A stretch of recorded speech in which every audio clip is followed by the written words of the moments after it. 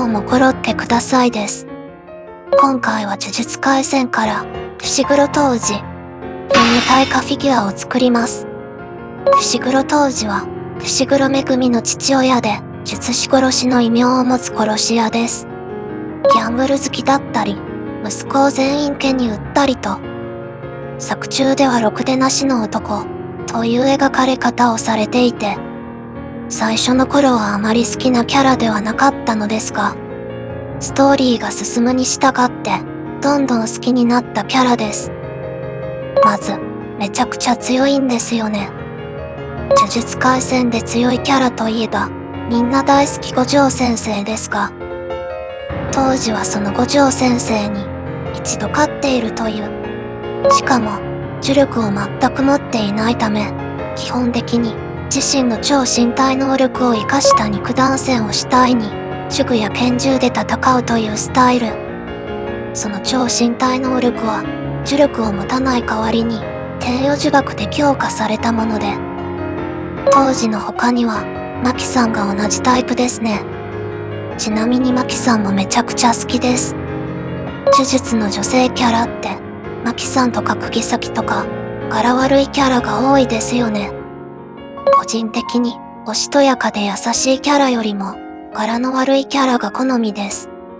なので、女体化当時はもう、完全に性癖とストライクなんですよね。でも、女体化当時のフィギュアが公式から出ることなんて、間違いなくないので、ならば自分で生み出すしかない。さて、体を作っているところです。当時の女体化は絶対巨乳。ここは譲れない。上半身ができたら、続いて下半身を作っていきます。まず、全体的に薄く粘土を盛り、一度焼いて固めたら、本格的に盛っていきます。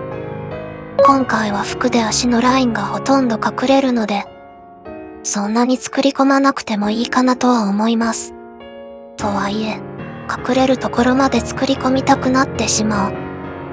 単純に作り込むのがめちゃくちゃ楽しいので、ここで100均の紙粘土です。実は今回キャストオフさせたいなと思い、そのために後で剥がしやすい紙粘土を一旦挟んで、その上に強度の高いマジックスカルプで服を造形するという流れでキャストオフ可能にする予定だったのですが、また別の機会にチャレンジすることに。キャストオフはめっちゃロマンがあるので、いつかリベンジしたい。焼いて固めたら腕に粘土を持っていきます。女体化とはいえ、当時は天与呪縛によるフィジカルお化けなので、体つきは筋肉質っぽさもある感じにします。手も華奢な感じではなく、ちょっとゴツゴツした感じです。一度固めてから粘土を盛り、手の形を整えます。上半身にも服を着せていきます。当時は上半身にピチッとした服を着ているので、女体化しても当然、ピチピチの服を着てもらいます。ピチピチの服を作るときは、素体の体のラインを崩さないよう、全体的には粘土を盛らず、袖や服のシワなど、部分的に粘土を盛って、形を作っていきます。それにしてもでかい。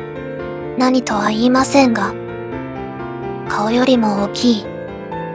何とは言いませんが、お腹周りにも粘土を盛り、シワを作ります。この胸元でこの腰の細さ。なるほど、これがフィジカルギフテッドか。髪型はショートにするかロングにするか、めちゃくちゃ迷いました。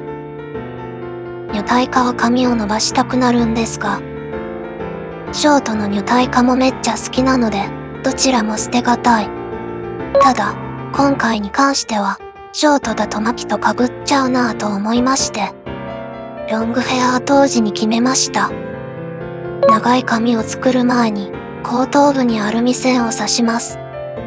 髪が折れないようにするため、また、なびいた形にしやすくするためです。アルミ線に細く伸ばした粘土を持っていきます。さらに粘土を追加します。ここで浮き子樹齢を作ります。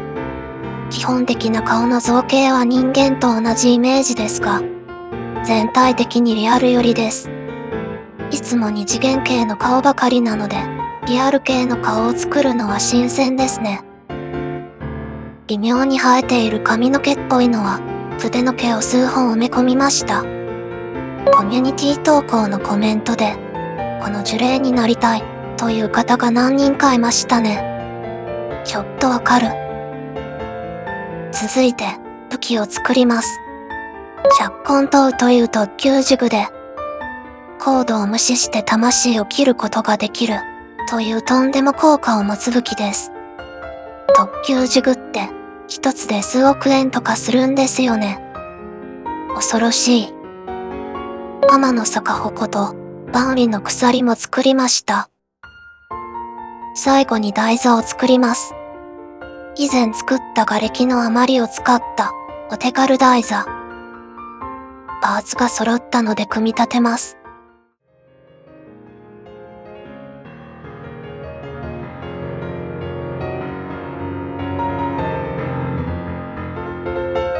原型完成です。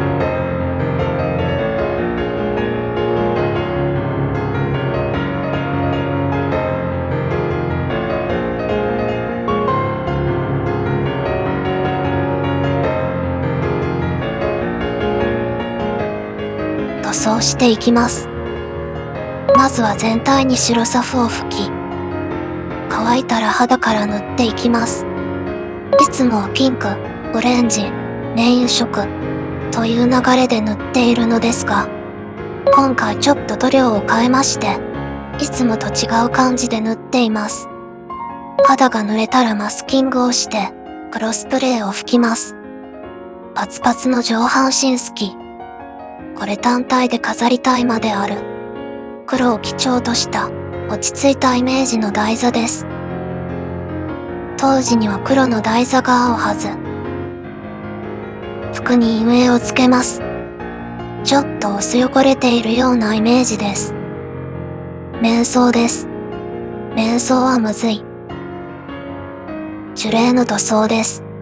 下地にピンクのスプレーを吹いて、色味を調整します。